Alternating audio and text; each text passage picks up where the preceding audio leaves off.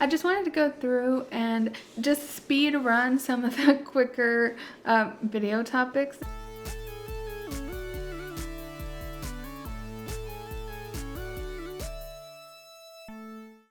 Hello and welcome back to the Miscellaneous channel where we do miscellaneous things. I'm Zeleny. I generally cover pop culture, internet trends, and other miscellaneous things on this channel, so subscribe if that's your vibe. Today is a miscellaneous things kind of day, and I wanted to try out a new series. Let me explain where this comes from. Basically, now getting into content creation here on YouTube, I signed up for this I signed up for this little app that helps sort of track analytics and just like can help sometimes give video ideas or see how popular certain topics are to cover on YouTube. It's a pretty nifty app where I can check like Love is Blind and see how much it's trending, how much competition there is out there for it. It's not the most accurate all the time. Like for example, Love is Blind, when I looked that term up, it didn't have a great score as something good to cover in a YouTube video, and then it ended up being my most viewed video pretty quickly. So it's not always on point or anything. It's just something I use on the side when I'm like thinking of video ideas, seeing what's out there. This app has a feature where it gives random video ideas. It gives me 3 free ones per day. I don't pay for like a membership to this app or anything, so I only get 3 per day, and all of them are just so random. Like some of them are like okay, interesting, but some of them I'm just like, where are you getting this from? I'm calling this series, I guess, AI generated video. So I have a lot of topics that I've saved from my 3 per day. I save ones that I understand. There's some I just don't know what they mean at all. So let me just go ahead and get started. This is gonna be just a speed round of fun little topics. One of these says my K-pop thoughts and review. I don't have many K-pop thoughts. I'm honestly a basic bitch when it comes to K-pop and only like Blackpink pretty much. I like Twice as well. I mostly like girl groups. I definitely don't mess with the boy groups. Like I'm not into the BTS and the boys. I'm just not into it. I like girl music and that's just the way it is. I'm a basic bitch on K-pop. I'm so sorry. So another topic here is Wandavision finale.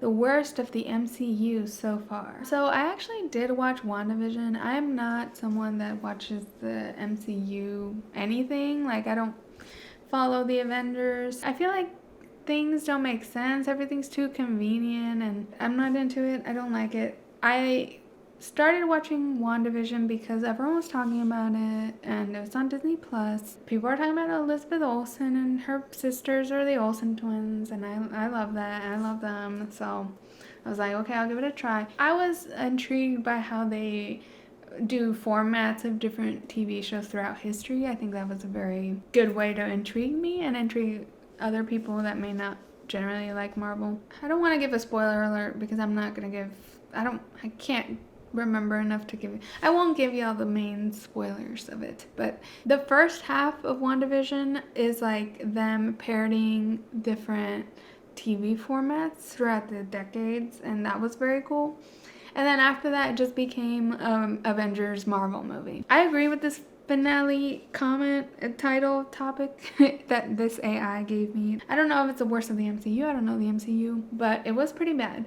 I think it started out so strong and then it just like became very confusing. And that's how it feels like all of the Marvel stuff is, but I agree with that. I did not like the end of WandaVision. I thought there was going to be broader concepts. I don't know. I didn't like it. Another topic here is addressing the rumors about me. So I've been hearing all the rumors. I'm JK. I don't have any rumors about me because I'm not famous. But in middle school, someone started a rumor that I shop at Hot Topic.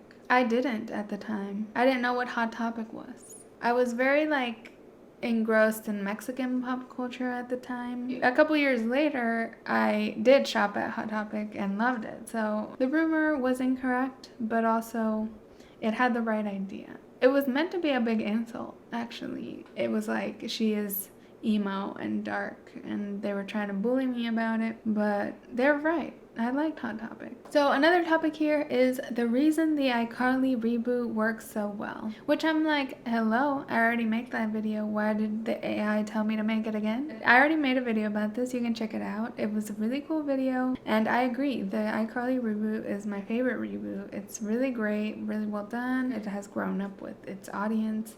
It employs diverse people behind the scenes that make it feel very modern and current without feeling cringy. And I was so proud Francesca Ramsey, who produces and writes on the show, shouted me out on her Instagram stories for this video. So I love her. I will defend iCarly till the death. The last episode had a plotline about a threesome, so they got really wild, and I'm so happy for them they were able to do this. So another topic here is growing up is the conspiracy. I don't know what this is referring to. Some of these topics are just so random, but let's talk about growing up. So yeah, growing up sucks. If you're younger watching this, well, I feel like younger people nowadays are more aware of how growing up sucks because all of us millennials complain about it online constantly. I'm sure it's not a surprise to young people now that growing up sucks, but it's also great. There's a lot of freedom that comes with it. Like, once you start making adult money, you can just buy anything you want. No one's stopping you. No one's stopping you from eating a bunch of Oreos either. Your stomach, though, might react poorly to the Oreos, and now I'm on a strict 3 Oreo limit for myself because I feel horrible past 3 Oreos. Exactly. That's the shitty part about growing up. You find your own limits and boundaries, even though you have all the freedom in the world. The real scam of it all is working and the way labor works in the I can only speak for the United States really, but how work and career is expected to take up our whole life. I think a lot of people after the pandemic are realizing this more, and young people are realizing it, so we'll see if we can see any change, but definitely the culture around how we see work and labor is changing, and I'm happy for that. So another topic here says, Gabby Hanna made the worst response to everything. Honestly, this is just the true statement. I think it's all been said out there in the YouTube world. I think this story has gotten a lot of coverage. Gabby Hanna is this YouTuber that went around exposing and making people mad a lot on social media and just exploiting a lot of traumas and things she shouldn't exploit of others to get infamous. It's wild, but a lot has been said. There's a lot of good videos out there about it, and I agree with this statement. Another topic here, related sort of, is why cancel culture is ruining YouTube. People just love to just throw around the cancel culture term, and it's a thing, but also like people want to cry cancel culture when they're just facing consequences for their actions, and it's just called consequences. Like, there is sort of a toxic culture, I think, around wanting celebrities to be social justice advocates for every single thing going on in the world at all times. Like, for example, I'm obviously very engrossed in, or I'm definitely sort of engrossed in like the Lady Gaga fandom community, I would say. And I see sort of some fans, the crazy fans on Twitter or wherever, criticize Gaga for not saying Free Britney lately, or not talking about whatever issue that they want her to talk about. And I've heard other like influencers, a lot of just different famous people to various degrees talk about how like they're expected to comment on every world or politics issue going on, and like they're not very equipped to comment on those things because they're just comedians or something, not like a scientist or politician or whatever. So I do think it's weird how people expect that of our content creators, which I don't think is necessarily about cancel culture. I mean, I think cancel culture is important for accountability in a lot of ways. I mean, I think there is lines to it and places where it goes a little far, but most of the canceling I see is for like legitimate misconduct that doesn't seem to change. Like, we see DaBaby, or just people that are facing consequences for being a bigot or being a jerk or an asshole, or ignorant, whatever. People want to blame it on cancel culture, but they're just mad they're facing consequences, they got caught, or that people are mad when maybe they weren't mad 20 years ago about something like that. I don't know. I don't think cancel culture is ruining YouTube. I mean, some people are able to redeem themselves and have a redemption arc. A lot of the time, honestly, they're able to come back. So I don't think it really works in a permanent way. What do you think? I'd love to hear your thoughts on that, because that's like a big hot topic nowadays. What the hell? There's another topic here that says, is the iCarly reboot good? Yes, the iCarly reboot's good. Go watch it on Paramount Plus. So another topic here is season 6 was the worst. Season 6 of what was the worst? I'm trying to think, what is in its 6th season? I was thinking reality shows actually, but this could mean anything. It could mean a drama, it could mean a sitcom, it could mean football, I don't know. Oh, I know what this is. This must be Game of Thrones. Right? The final season was 6, might have been 7. I haven't seen Game of Thrones, too gory for me. But I know people are upset of how it ended. I will say, I think I saved this topic in my ideas because I feel like season 6 of most reality shows that I like are pretty good. Okay, not Survivor. Season 6 of Survivor is not good, but season 6 of America's Next Top Model is the absolute best season. If you ever are trying to like go back and experience Top Model at its like peak and most ridiculous but amazing, watch season 6 of Top Model. Has the best winner, the best villain, the best quotes, the best ridiculous tower moments. Aside from like the we were rooting for you, that was season 4. Season 6 of Top Model, it's on Hulu. Go watch that if you are trying to relive Top Model but don't want to watch all of it. And if you're just wanting one episode, season 6, episode 6. It's the CoverGirl commercial, and they also go on Wild and Out with Nick Cannon. If you know, you know. But best episode of Top Model. Also, season 6 of Drag Race is my favorite. So, RuPaul's Drag Race and Top Model, season 6 is the best one. Is my favorite of both. Another topic here says summer is the worst season. I agree. Summer sucks. I live in Texas, so it's fucking hot as hell, and I hate it. The sun feels horrible. It's actually been kind of rainy this past week, so I've appreciated that. It's kept the temperatures a little lower. I liked it back when I was in school because you get time off, and that's great, but in the adult world, you don't get summer off, so it just sucks. It's just regular work, but sweaty. Another topic here says, is film school worth it? No, it's not. I mean, it kind of is. Sort of is the answer to that, in my opinion. I am qualified to answer this, sort of. I did not go to film school. I did go to college, but I've dated 2 people in the film school. I don't think film school is worth it. I think from what I've observed, being close to people in film school, it is very expensive for some good skills. I mean, it might be worth it if you can have some scholarships and stuff. Job searching is definitely a bit difficult in the field. It's not impossible. It's definitely, you can find it.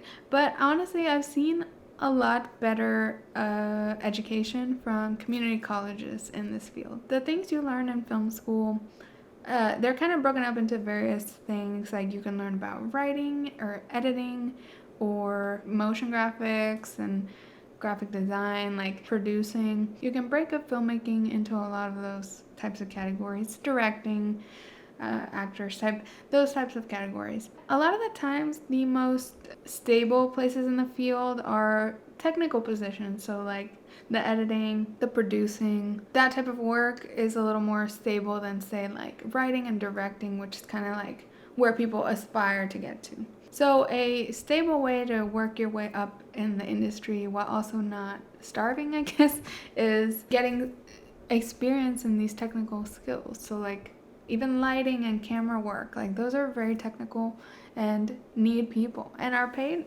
pretty decent. I've seen that kind of education be a lot better at community college because I feel like community colleges are better at sort of teaching trades and more technical trades that way. And it's something I wish I learned earlier in my life because I feel like trades when I was in high school were not considered as a big option. It was all about university.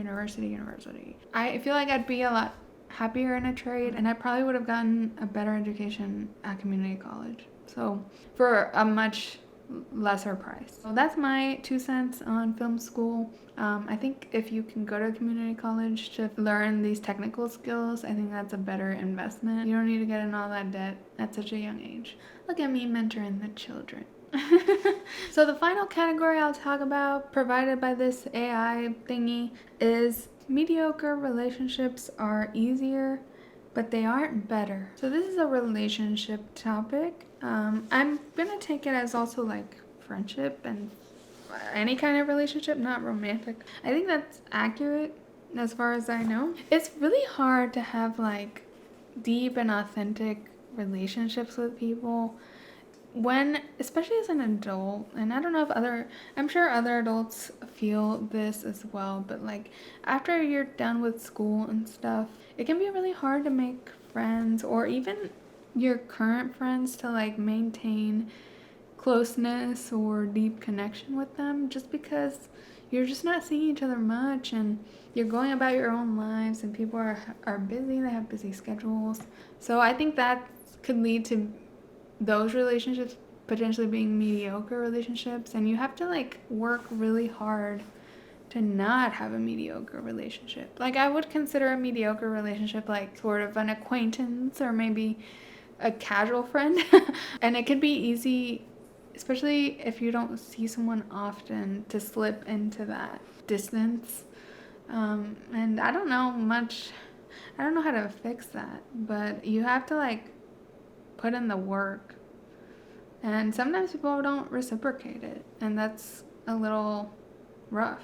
But also everyone's dealing with their own lives, so you don't want to be like imposing on people and forcing them to talk to you all the time. So it's a weird balance, and having friends as an adult is so weird and hard. Like it takes so much more work than when you're in school and you just have lunch together every day and have class and have homework and have group projects and all that. So I don't know if y'all have advice for fostering close relationships. I mean, I think I try my best, but it's not easy. But if you put in the work and it is reciprocated, it feels really good, and it's really nice when you do get to connect. I think it's easier with a romantic partner, if it's a healthy relationship, to not have it be mediocre because you're together a lot, and if you have a healthy balance and good communication, like it's really fun to be around each other. Just having healthy communication is important,